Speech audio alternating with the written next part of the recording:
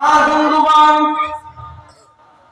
হযরত ঈসা আলাইহিস সালাতু ওয়াস সালাম আল্লাহর কাছে ওনার উম্মতের জন্য দোয়া করলেন, আল্লাহ ইন তুআযিবহুম ফাইন্নাহুম ইবাদুক, ও আল্লাহ আপনি এদেরকে আযাব দিবেন, এরা তো আপনারই বান্দা। আল্লাহ কেমনে এদেরকে আযাব দিবে, এরা তো আপনারই বান্দা। ওয়া ইন তাগফির লাহুম, আর যদি আপনি এদেরকে maaf করে দেন, আপনি যদি এদেরকে ক্ষমা করে দেন, ফাইন্নাকা আনতাল আজিজুন হাকীম, আল্লাহ তুমি মহা পরাক্রমশালী, আল্লাহ তুমি মহা প্রজ্ঞাময়। হযরত ঈসা আলাইহিস সালামের উম্মতের প্রতি যে মায়া, ঈসা নবীর উম্মতের প্রতি যে দরদ, আমাদের নবী এই কথাটা কোরআনের মাধ্যমে বললেন। ইব্রাহিম নবীর উম্মতের প্রতি মায়ার কথাটা আমাদের নবী কোরআনের মাধ্যমে বললেন। আল্লাহ নবী চিন্তা করলেন, ইব্রাহিম নবীর কত মায়া, ঈসা নবীর কত মায়া। আল্লাহ নবী এই দুইজন নবীর মায়ের কথা শুনে নিজেকে আর সামলাইতে পারলেন না। হাদিসে আসছে ফারাফা ইয়াদাইহি, নবী দুই হাত আকাশের দিকে উঁচা করলেন।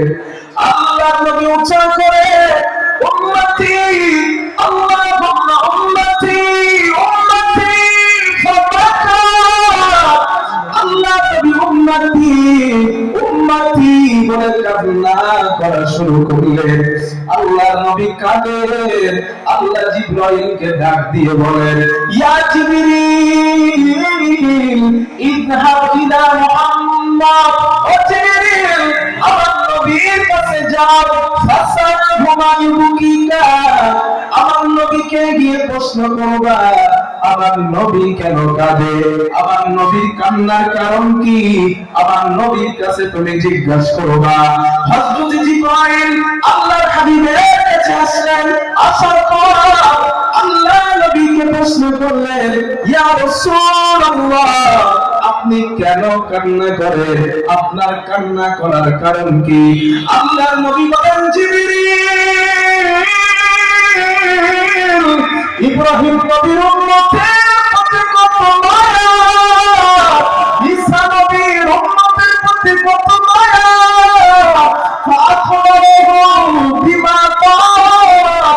আমি নবীজি আমার উম্মতের জন্য আল্লাহর কাছে দুটো হাত উঁচা করে কান্না করা শুরু করেছি। হযরত জিবরাইল বলেন, ইয়া রাসূলুল্লাহ আপনি কান্না করবেন না, আল্লাহ তাআলা আপনার কান্নার কারণ জানার জন্য আমাকে পাঠিয়েছেন। হযরত জিবরাইল আল্লাহর কাছে চলে গেলেন। রব্বুল আলামিন আপনার হাবিব কান্না করে তার গুনাহগার উম্মতের মায়ায়। হযরত জিবরাইল বলেন, ইয়া রব্বুল আলামিন আপনার হাবিবের কান্নার কারণ এটাই। হযরত জিবরাইলকে আল্লাহ বলেন, জিবরিল আমার নবীর কাছে যাও, আমার নবীকে গিয়ে বলবা, ইন্না সানুদিকা ফি উম্মাতিকা ওয়ালা নাসুর, ও জিবরিল আমার নবীকে গিয়ে বলবা, ও নবী আমি আল্লাহ আপনার উম্মতের ব্যাপারে আমি আপনাকে সন্তুষ্ট করব না, আমি আল্লাহ সন্তুষ্ট করার ওয়াদা করলাম।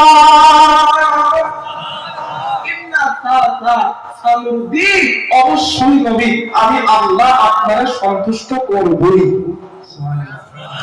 আল্লাহ নবী বলেন, লিকুল্লি নাবিয়্যিন দাওয়াতুন মুস্তাজাবা, আল্লাহ নবী বলেন আমার উম্মত দুনিয়ার সমস্ত নবীকে নবী আদম থেকে নিয়ে আমি নবী মুহাম্মদ রাসূলুল্লাহ সাল্লাল্লাহু আলাইহি ওয়াসাল্লাম পর্যন্ত সমস্ত নবীকে আল্লাহ একটা স্পেশাল দোয়া দিয়েছিলেন, স্পেশাল দোয়া, ইয়াদউ বিহা ফায়ুস্তাজাবু লা, যে দোয়াটা করলে সাথে সাথে আল্লাহ ওই দোয়াটা ফিরিয়ে দেন না। আল্লাহর নবী বলেন আমার উম্মত ওই দোয়াটা দুনিয়ায় নবী আদম থেকে নিয়ে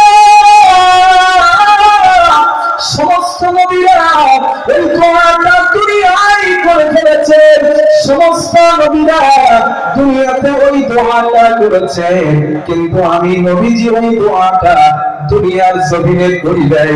তাইফের ময়দানে মার খেলাম, ওই দোয়াটা করি নাই।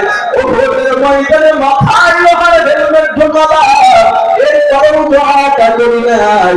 খন্দকের ময়দানে পেটে পাথর বেঁধেছি, এরপরেও দোয়াটা করি নাই। আল্লাহর নবী বলেন কেন করি নাই জানো? ইয়াসতাবাতু দাওয়াতি শাফাআতাল উম্মতি ইয়াওমাল কিয়ামাহ, আমি রাহমাতুল লিল আলামিন।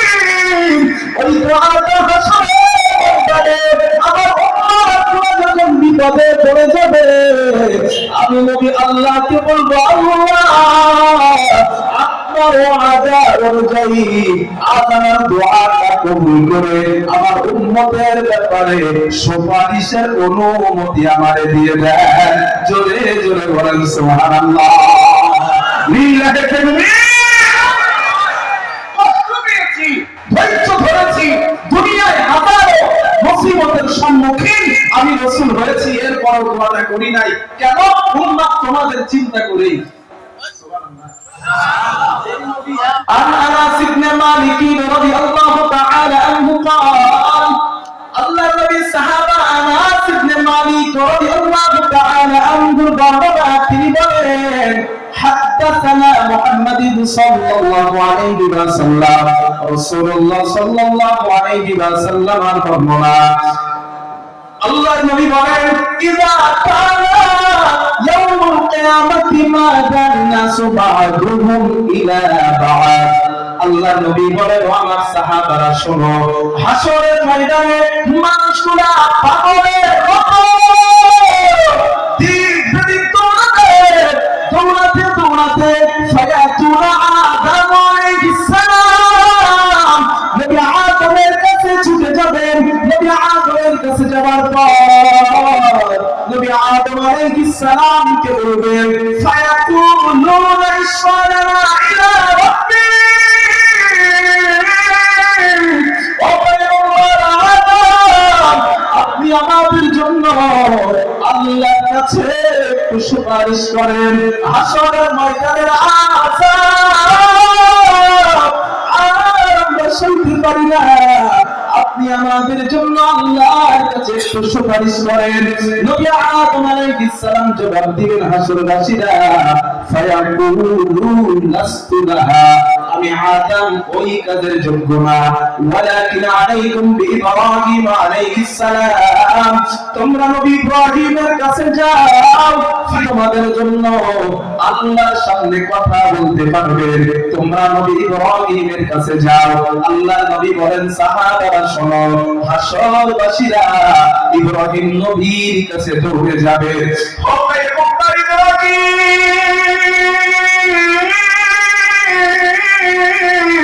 আপনি আমাদের জন্য আল্লাহর কাছে একটু কথা বলেন। হাসরের ময়দানের আযাব আমরা তো আর সহ্য করতে পারি না। আল্লাহ নবী বলেন ইব্রাহিম নবী কি জবাব দিবেন? ফায়াকুলু লাস্তু লাহা, আমি ইব্রাহিম ওই কাজের যোগ্য না। ওয়ালাকিন আলাইকুম বিমূসা আলাইহিস সালাম, তোমরা নবী মুসার কাছে যাও। ফাইন্নাহু কালিমুল্লাহ, তিনি আল্লাহর সঙ্গে দুনিয়ায় কথা বলতেন। আজ তো কথা বলার সুবর্ণ সুযোগ। আল্লাহর নবী বলেন ফায়াতুনা মুসা আলাইহিস সালাম, হাসরবাসীরা নবী মুসার কাছে দৌড়ে যাবে। ও পয়গম্বর মুসা, আপনি আমাদের জন্য আল্লাহর কাছে কথা বলুন। হাসরের ময়দানে আযাব আমরা তো আর সহ্য করতে পারি না। নবী মুসা আলাইহিস সালাম একই জবাব দিলেন, হাসরবাসীরা ফায়াকুলু লাস্তু লাহা, আমি মুসা ওই কাজের যোগ্য না, ওয়ালাকিন আলাইকুম বিঈসা আলাইহিস সালাম, তোমরা নবী ঈসার কাছে যাও, তিনি তোমাদের জন্য আল্লাহর সামনে কথা বলবেন। ফাইন্নাহু রূহুল্লাহ ওয়া কালিমাতুহু, তিনি আল্লাহর দেওয়া রূহ, আল্লাহর দেওয়া কালিমা, তিনি তোমাদের জন্য আল্লাহর সামনে কথা বলতে পারবেন। আল্লাহর নবী বলেন, হাসরবাসীরা শোনো, ফায়াতুনা ঈসা আলাইহিস সালাম, হাসরবাসীরা ঈসা নবীর কাছে যাবেন। ঈসা নবীকে বলবেন, পয়গম্বর ঈসা, আপনি আমাদের জন্য আল্লাহর সামনে কথা বলুন। হাসরের ময়দানের আযাব আমরা তো আর সহ্য করতে পারি না। ঈসা নবী জবাব দিলেন, আমি তো পারবই না, আমার পক্ষে সম্ভব না। কেন সম্ভব না? এই কথাগুলো তাফসীরের মধ্যে লেখা হয়েছে।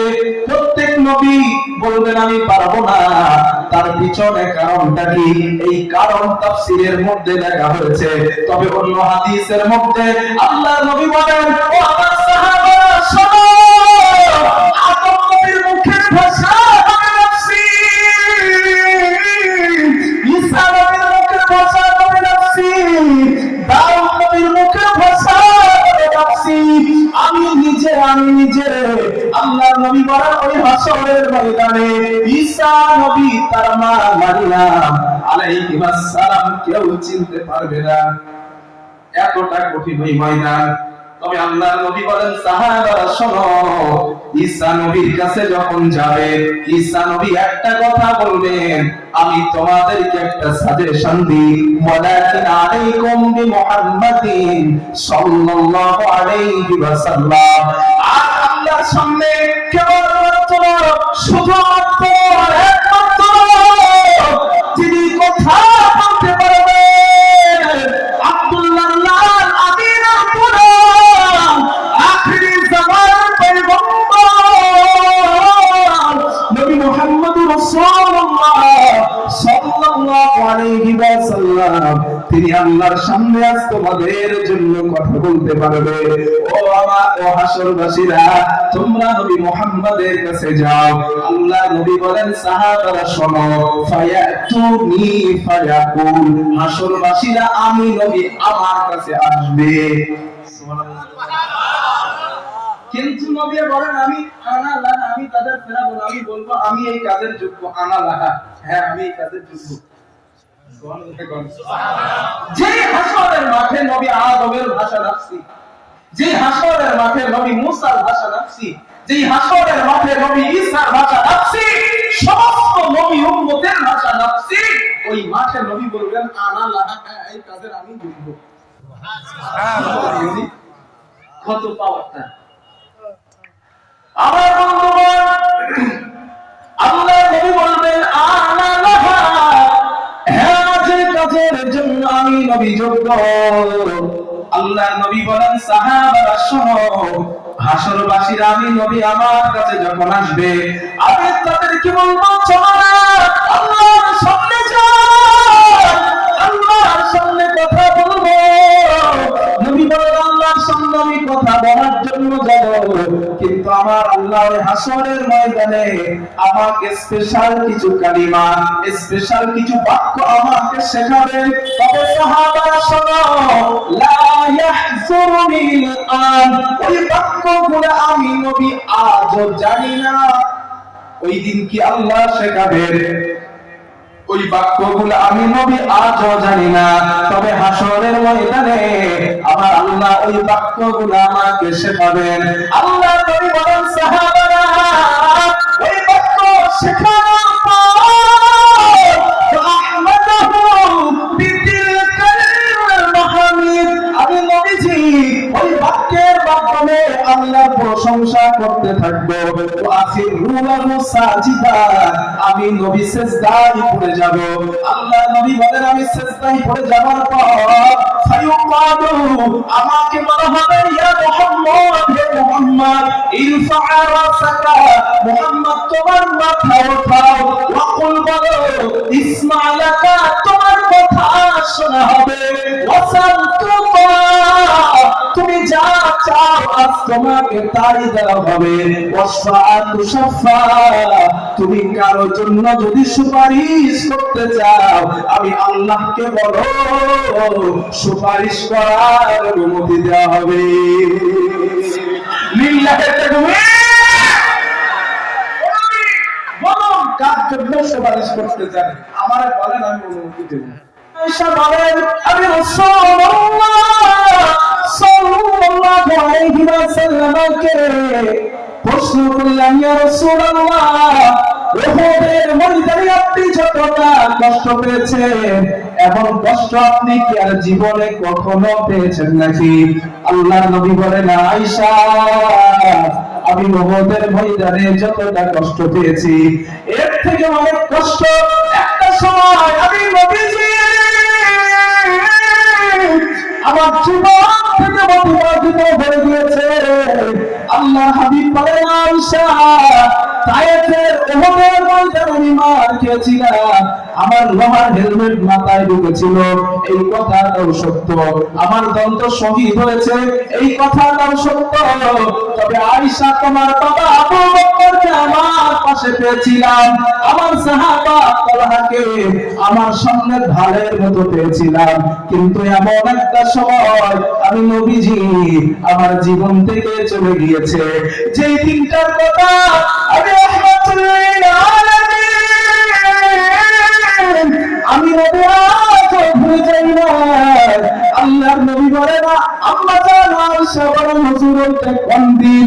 আল্লাহর নবী বলেন, আয়েশা, আমি আমার সাহাবা যায়েদকে সঙ্গে নিয়ে তায়েফের ময়দানে যখন গেলাম তাদেরকে ইসলামের দাওয়াত দিলাম, তারা আমাকে আমার দাওয়াত নিল না, বরং তারা আমাকে মারলো, মারতে মারতে রক্তাক্ত বানালো, আমি নবীকে বেহুশ করে জমিনের উপরে ফেলে দিল, আমি নবী জমিনে পড়ে গেলাম, তারা আমাকে উঠালো, আবার ধাক্কা মারলো, আমি নবী আবার বেহুশে পড়ে গেলাম, আবার তারা উঠালো, আবার ধাক্কা মারলো, আমি নবী আবার জমিনের উপরে পড়ে গেলাম। আল্লাহ নবী বলেন, তিনটা আমি নবী একটা পাথরের গায়ে হাত দিয়ে বসা। আল্লাহর হাবিব বলেন, ও বিবি আয়েশা, হঠাৎ আমি আকাশের দিকে মাথা উঁচা করে দেখি, মাথা উঁচা করে তাকা দেখি, ফাইদা আনা বিসাহাতি জিবরিল, হযরত জিবরাইল তার ডানা দিয়ে আমি নবীজি আমার মাথার উপরে ছায়া করে রেখেছে। জোরে জোরে বলেন সুবহানাল্লাহ। হযরত জিবরাইল বলেন, ইয়া রাসূলুল্লাহ,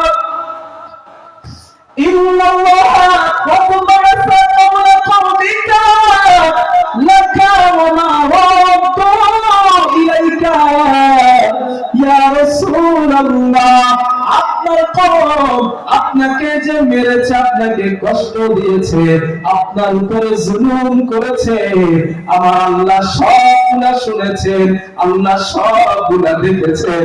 وقد بعث إليك ملك الجبال,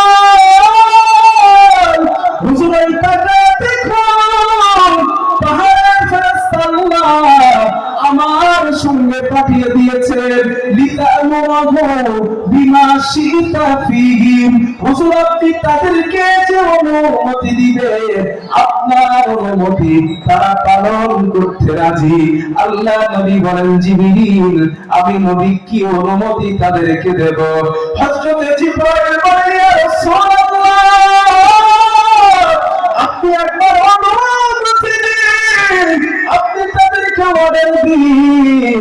আল্লাহর নবী বলেন, বিবি আয়েশা শোনো, নাদানি মালাকুল জিবাল, পাহাড়ের ফেরেশতা ফেরেশতারা আমাকে ডাক দিয়েছে, আমাকে ডাক দিয়ে বললেন ইয়া মুহাম্মদ সাল্লামু আলাইয়া, আমাকে ডাক দেওয়ার পরে একটা সালাম দিয়েছে, আমাকে সালাম দিয়ে বললেন ইয়া রাসূলুল্লাহ, হুজুর একটা বার আপনি আমাদেরকে বলেন, একবার অনুমতি দিন।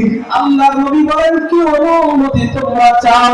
ওই পাহাড়ের ফেরেশতারা বলেন ইয়া রাসূলুল্লাহ ইন শিতা নুতবিকু আলাইকুমুল আখবাশাইন, হুজুর একবার অনুমতি দিন, এই যে বিরাট পাহাড়টা দেখা যায়, এই পাহাড়টা উঁচা করে দিয়া তায়েফবাসীদেরকে ধ্বংস করে দিব, একবার আপনি আমাদেরকে অনুমতি দেন।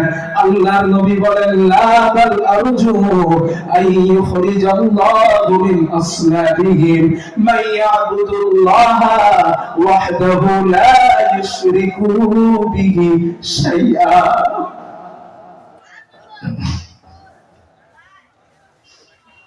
আল্লাহর নবী বলেন না,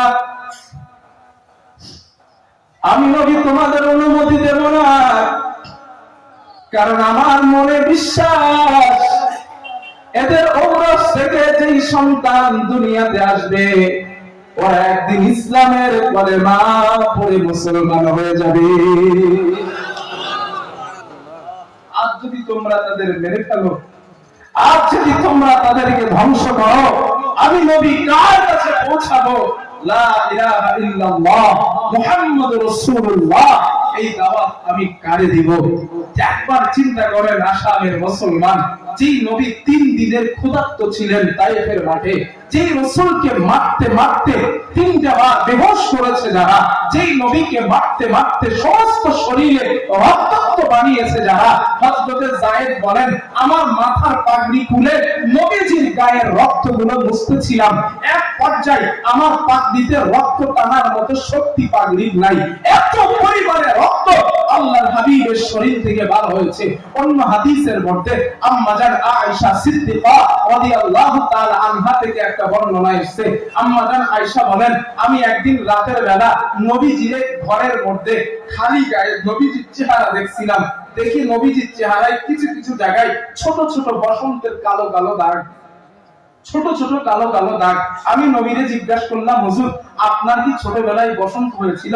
নবী বললেন আয়েশা না, আমার কখনো বসন্ত হয় নাই। আম্মা জান আয়েশা বলেন হুজুর এই যে ছোট ছোট বসন্তের মতো ছোট ছোট দাগ, নবী বলেন আয়েশা যেই দিন দ্বীনের দাওয়াত নিয়ে ইসলামের দাওয়াত নিয়ে তায়েফের মানুষের কাছে গিয়েছিলাম, ওরা যে পাথরগুলো দিয়ে আমি রাসূলের গায়ে আঘাত করেছিল, আমি নবীকে মেরেছিল, আমি রাসূলকে ক্ষত বিক্ষত করেছিল, ও আয়েশা সেই ক্ষত বিক্ষতর দাগ, সেই পাথরের লাগার চিহ্ন আমি নবী আমার শরীর থেকে সবগুলো এখনো মুছে নাই।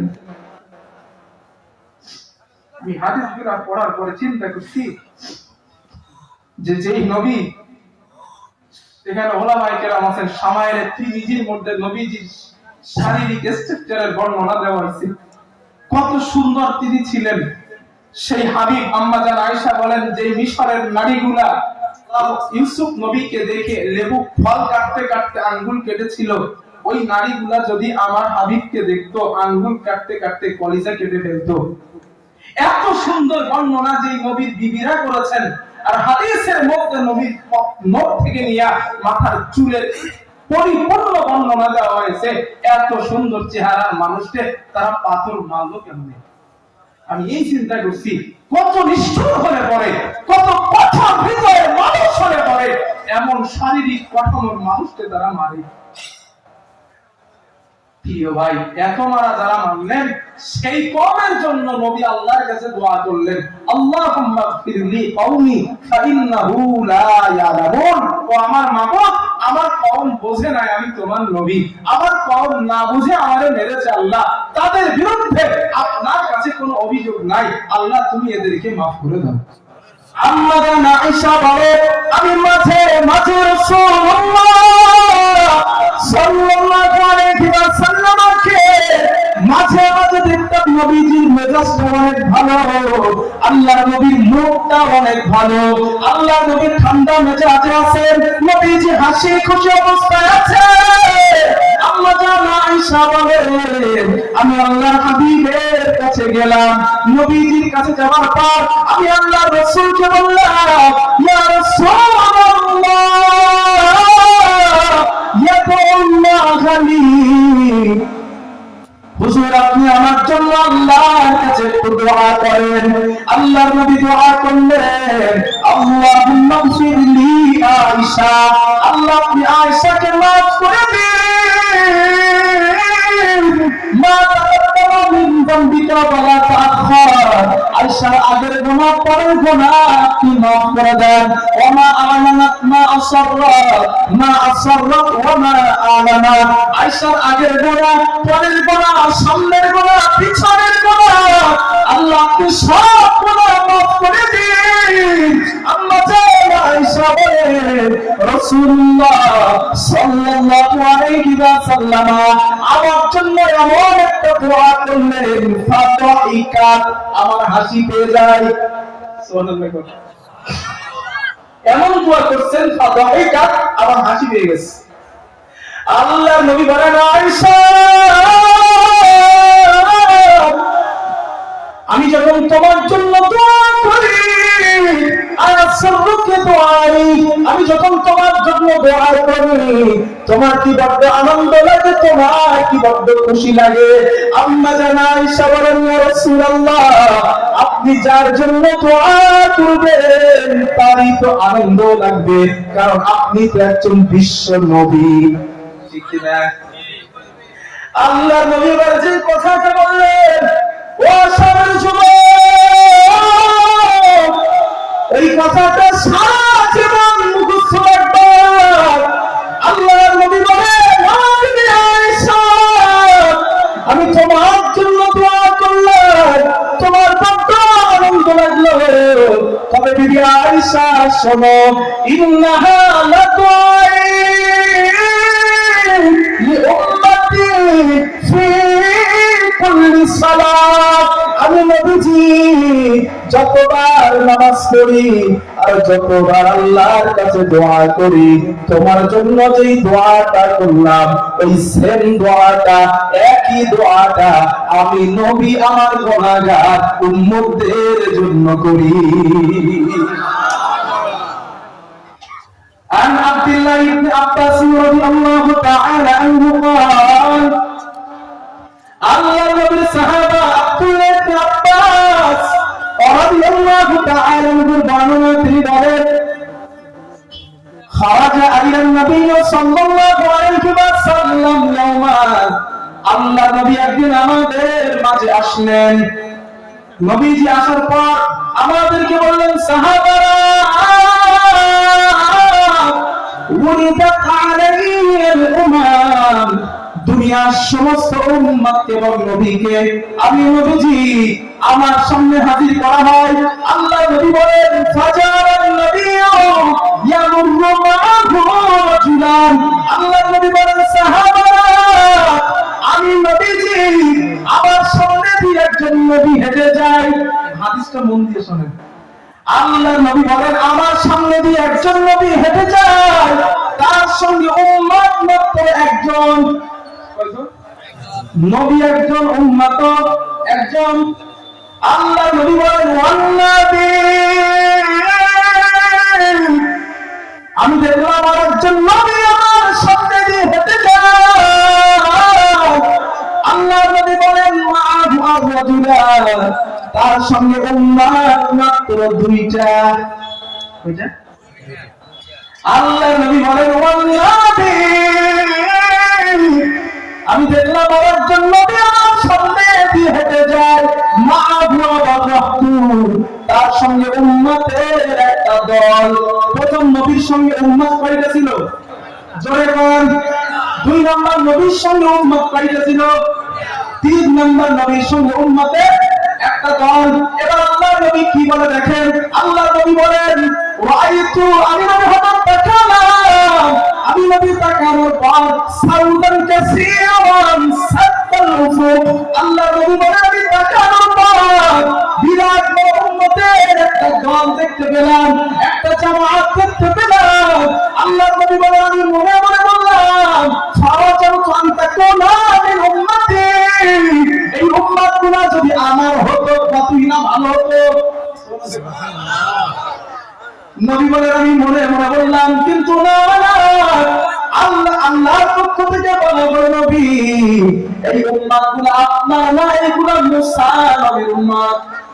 নবী বলেন আমার টেনশন বেড়ে গেছে, হায় হায় মুসা নবীর এত উম্মত। আল্লাহ নবী বলেন এবার আমাকে বলা হলো উনজুর হাবিব আপনি তাকান। নবী বলেন রাইতু আমি তাকালাম সাউদান কাসীরান সাদাফু। আল্লাহ নবী বলেন আমি তাকানোর পর বিরাট বড় বড় উম্মতের অনেকগুলো দল দেখতে পেলাম। নবী বলেন আমি আমার সামনে তাকালাম, ওয়ামিন খালফি আমার পিছনে তাকালাম, ওয়ান ইয়ামিনি আমি আমার ডানে তাকালাম, ওয়ান ইয়াসারি আমি আমার বামে তাকালাম। নবীজি বলেন বিরাট বড় বড় উম্মতের দল আমি রাহমাতুল আলামিন আমি নবীজি দেখতে পেলাম। ওই দলগুলোর শেষ কোথায় হয়েছে আমি নবী এতটা বুঝতে পারি নাই। আল্লাহ আমাকে বললেন হাবিব হাউলাই উম্মাতুম, ও নবী এই উম্মতগুলো হলো আপনার। নবী বলেন এই দলের শেষ হয়েছে কোথায় আমি দেখতে পাই নাই। মানে নবীর পরে আরো অনেক উম্মত কিয়ামত পর্যন্ত আসবে, যেমন আমরা, তাই না? আল্লাহ নবী এবার কি বলে দেখেন, এইবার মজার কথাটা শুনেন। নবীজি বলেন সাহাবারা শোনো, মাহা উলাই সাবউনা আলফান ইয়াদখুলুনাল জান্নাতা বিগাইরি হিসাব। এই যে বিরাট উম্মত আমি দেখলাম, এই উম্মতের মাঝে ৭০,০০০ উম্মত এমন আছে যারা বিনা হিসাবে আল্লাহর জান্নাতে চলে যাবে। আমরা আসি বলে মনে হয় ১ লাখের অধিক সাহাবা।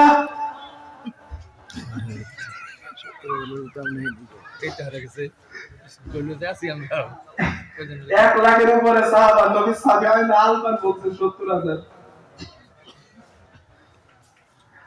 ঠিক আমাদের মনের মধ্যে যেমন হয়েছে ঠিক সাহাবাদের মনে ওই কথাটা হয়। সাহাবারা তো নিজেরাও জানে আমরা তো ১ লাখের অধিক সাহাবা, ৭০,০০০ কথা নেই বলেন যে আমরা কেদা আছি কেদা নাই, ঠিক নাই।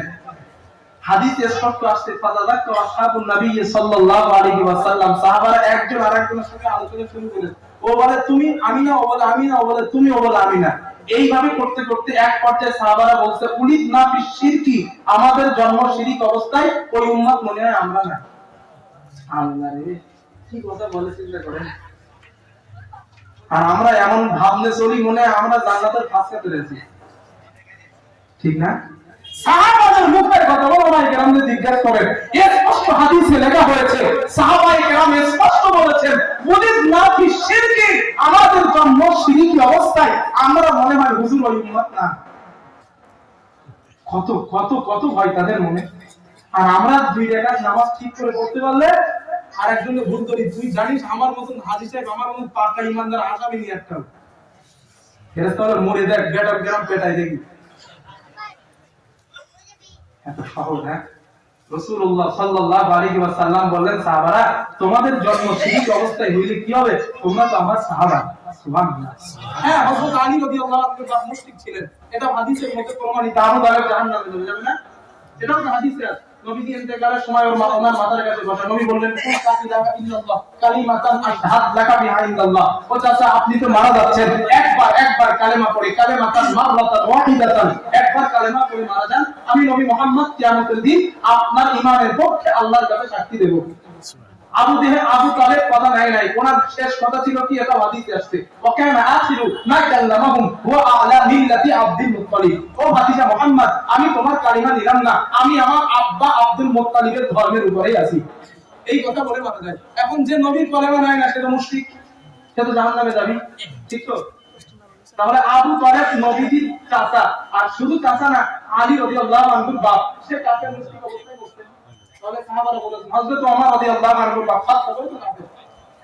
তাহলে অনেক সাহাবার জন্ম শিরিক অবস্থায়, তাই বলে শিরিক অবস্থায় বলে তাদের শান মান মর্যাদা কম নয়। আকীদা সাফ করুন। যেন আমরা সকালবেলা কাফের বলে দেন না। আমাদের কলকাতায় এই যে একটা সমস্যা হয়েছে, মানে কোন একজন আমাদের আপনারা এটা শুনেছেন মুফতি আব্দুল কাদের সাহেবের নাম শুনেছেন না? মুফতি আব্দুল কাদের সাহেব উনি একটা প্রসঙ্গিক কথা বলতে বলতে এই কথা বলছিলেন যে অনেক সাহাবার বাপ কাফের, এই কথা বলেছে। কিছু আলেম তার বিরুদ্ধে কাফের ফতোয়া দেন, উনি সাহাবা বাপদের কাফের বলে। তাই বলছি ভাই আমাদের তারা সকালবেলা কাফের টাফের বলেন না। আমি খোলাখুলি বলে দিলাম যে ওনার বাপ কাফের ছিল, ওনার বাপ কাফের ছিল, তবে কাফের বাপ ছিল বলে সাহাবাদের সম্মান কোনো কম নয়।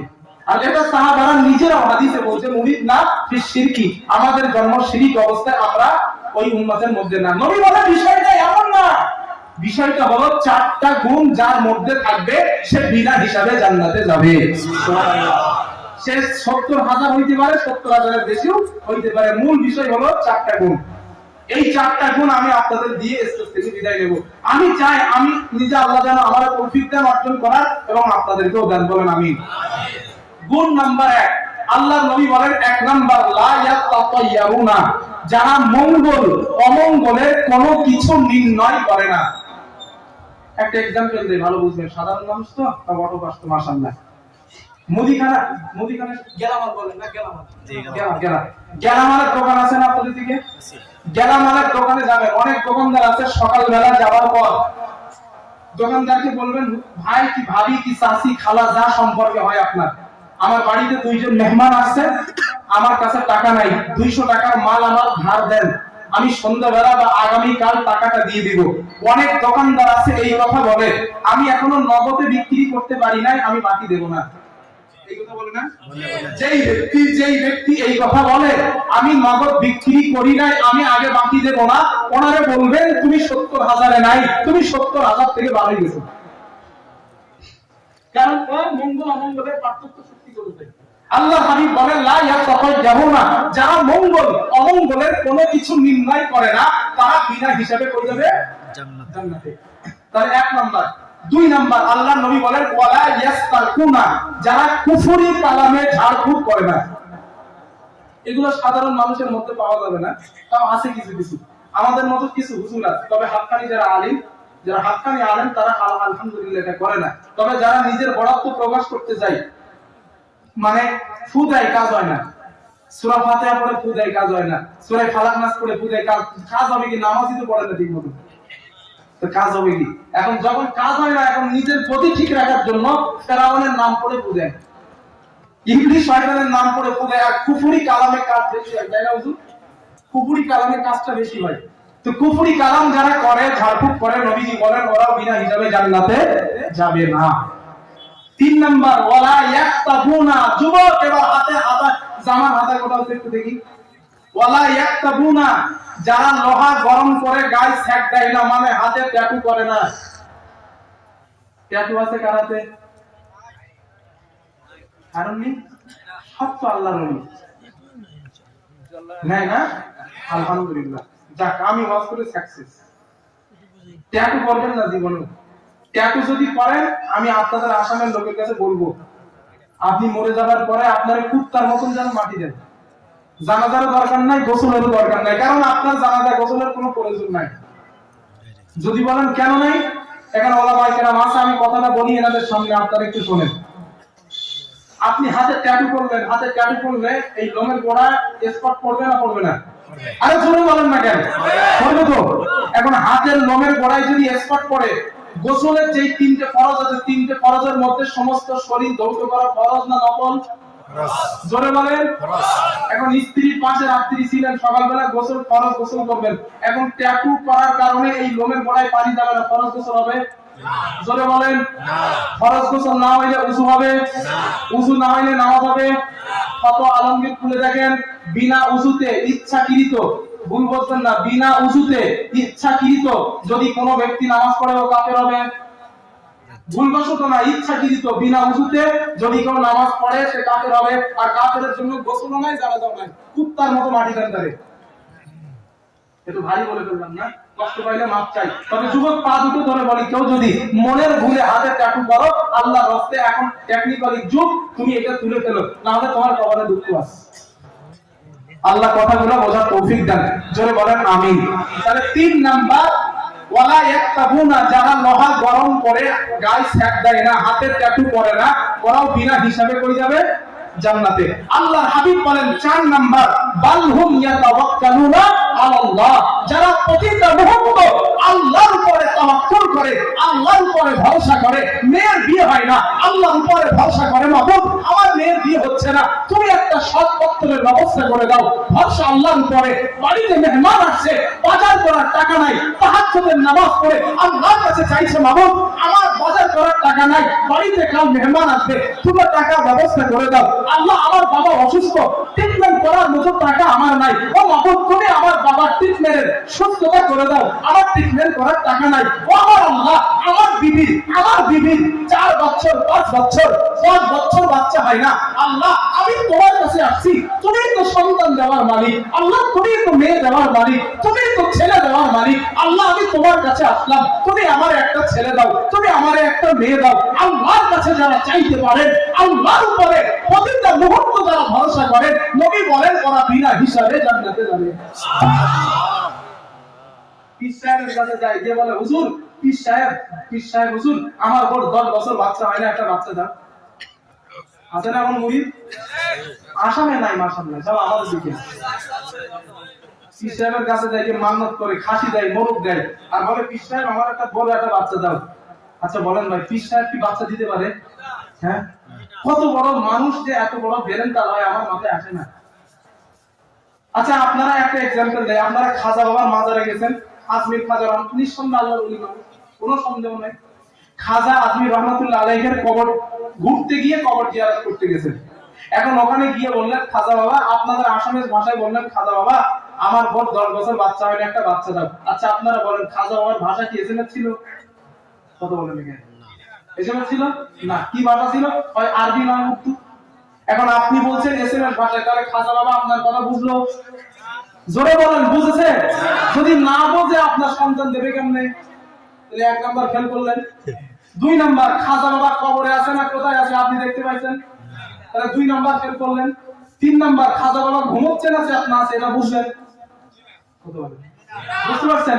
তাহলে 3 নাম্বার ফেল করলেন। চিন্তা করেন, মানুষ পর পর 3টে ফেল করেছে, এরপরেও পীর সাহেবের কাছে গিয়ে সন্তান চাই। আর যেই আল্লাহ বলেন লা তাখুযুহু সিনাতুন ওয়ালা নাউম, আমি আল্লাহর ঘুম তো দূরের কথা, ঘুমের আগে কম দাঁড়াটাও নাই। তুমি রাত 12টায় ডাকবা আমি সজাগ, তুমি দিন 12টায় ডাকবা আমি সজাগ, যখনই ডাকবা আমি আল্লাহ সজাগ। তাহলে 1 নাম্বার, রাত 12টায় ডাকলে আল্লাহ কথা শুনবেন। 3 নাম্বার, আল্লাহ বলছেন আল্লাহ মাহুল বায়ান, আমি তোমারে কথা শেখাইছি।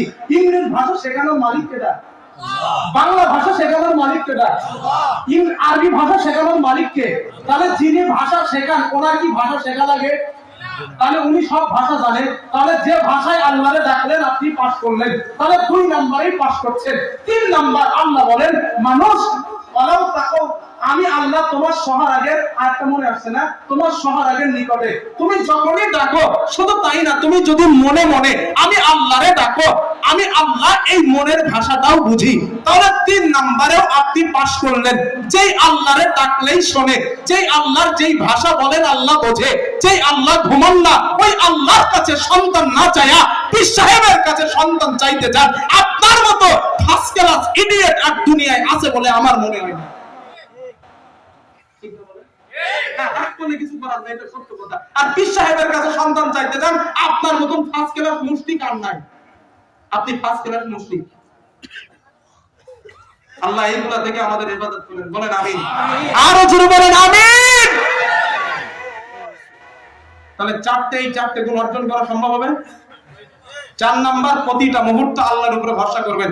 এখানে ওলামায়ে কেরাম আছেন, জিজ্ঞাসা করেন হাদিসের মধ্যে নবীজি বলেন তোমাদের পায়ের যদি চপ্পলের একটা ফিতা ছিঁড়ে যায়, ফিতা, চপ্পল নিকৃষ্ট বস্তু না হুজুর, নিকৃষ্ট বস্তুর যদি একটা ফিতা ছিঁড়ে যায়, ওই ফিতাটা আল্লাহর কাছে চাও, তোমার আল্লাহ ওই জুতোর ফিতের ব্যবস্থা করে দেবেন। সুবহানাল্লাহ। চিন্তা করেন ভাই, এত নিম্ন জিনিসের ব্যবস্থা আল্লাহ যদি করতে পারেন, ওই আল্লাহর কাছে সন্তান চাইলে আল্লাহ দিতে পারে না? এইজন্য আকীদা সাফ করেন, ঈমান মজবুত করেন, ইনশাআল্লাহ এই ঈমান নিয়ে যদি মরতে পারেন, মরবেন আল্লাহর জান্নাত।